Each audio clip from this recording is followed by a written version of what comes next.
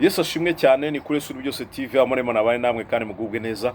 Ni Mutabazi Samuel, katusangire ijambo ry'umunsi ryanditse muri Zaburi 71 umurongo wa 21. Haravuze ngo ungwirize gukomera, nurangiza Uwiteka umare umubabaro.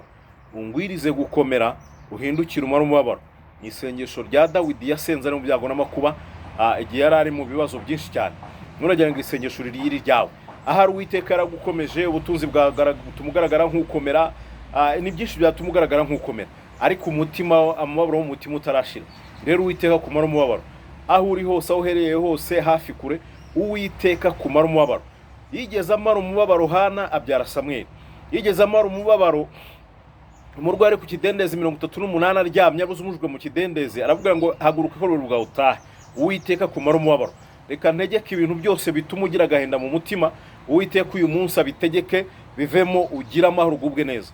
Yigeze agenda reba Abayisiraheli basumbirijwe n'Abamidiyani, wacamanza mu bice bibanza, ahamagara Gideyoni ajya gukiza Abayisiraheli bamoko y'Abamidiyani.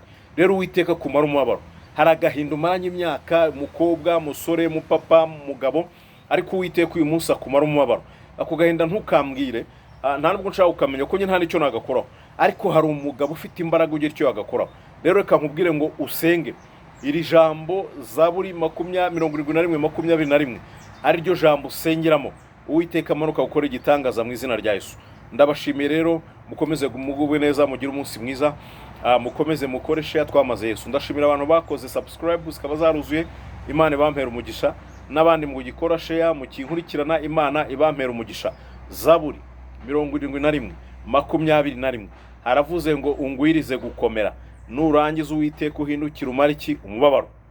Yesu aguha umugisha. Ariyo sengesho usenga uyu munsi mu izina rya Yesu. Amen. Naho butaha. Shalom shalom.